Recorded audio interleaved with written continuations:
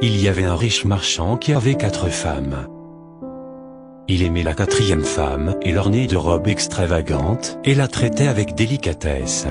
Il prit grand soin d'elle, et ne lui donna rien d'autre que le meilleur. Il a aussi beaucoup aimé sa 3e femme. Il était fier d'elle et a toujours voulu la montrer à ses amis. Cependant, le commerçant a toujours eu très peur qu'elle s'enfuit un jour avec d'autres hommes. Le marchand a aussi aimé sa 2e femme. Elle était très attentionnée, toujours patiente et sa confidente. Chaque fois que le marchand faisait face à des problèmes, il se tournait toujours vers sa 2e femme et elle l'aidait toujours à s'en sortir et à traverser les moments difficiles. La première épouse du marchand est une partenaire très loyale et a fait de grandes contributions dans le maintien de la fortune et des affaires de son mari, ainsi que prendre soin de la maison. Cependant, le marchand n'aimait pas la première femme, et bien qu'elle l'aimait profondément, il ne la remarquait guère. La fin arriva. Un jour, le marchand est tombé malade. Peu de temps après, il savait qu'il allait bientôt mourir. Il pensa à sa vie luxueuse et se dit: « Maintenant j'ai 4 femmes avec moi. Mais quand je mourrai, je serai seul. Je serai vraiment seul. » Ainsi, il a demandé à la 4e femme: « Je t'ai le plus aimé, je t'ai offert les meilleurs vêtements et j'ai pris grand soin de toi. Maintenant que je suis en train de mourir, est-ce que tu me suivras et me tiendras compagnie ?»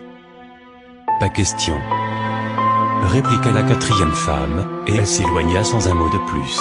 La réponse était comme un couteau aiguisé dans le cœur du marchand. Le marchand triste a alors demandé à la 3e épouse: « Je t'ai tellement aimé pendant toute ma vie. Maintenant que je suis en train de mourir, est-ce que tu me suivras et me tiendras compagnie ?» « Non. » répondit la 3e femme. « La vie est si belle ici.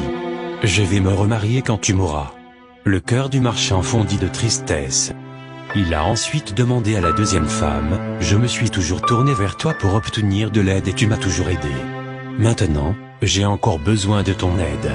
Quand je mourrai, veux-tu me suivre et me tenir compagnie ?»« Je suis désolé, je ne peux pas t'aider cette fois. » répliqua la 2e femme.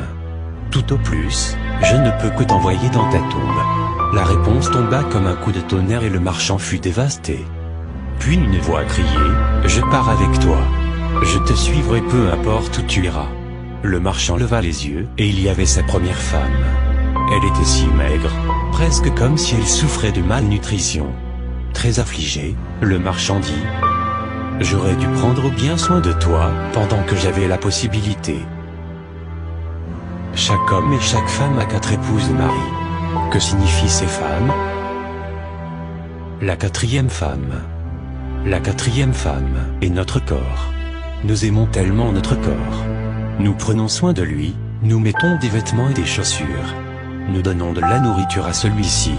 Nous en prenons soin comme la 4e épouse de cette histoire. Mais malheureusement, à la fin de notre vie, le corps ne peut pas nous suivre dans l'autre monde. La 3e femme. Notre 3e épouse. Nos possessions, statut et richesses. Quand nous mourrons, ils vont tous aux autres. La 2e femme. La 2e épouse est notre famille et nos amis. Peu importe à quel point ils étaient là pour nous quand nous sommes en vie, le plus loin qu'ils puissent rester près de nous est jusqu'à notre tombe. La 1re femme. La 1re épouse est en fait notre âme, souvent négligée dans notre quête de la matière, de la richesse et du plaisir sensuel.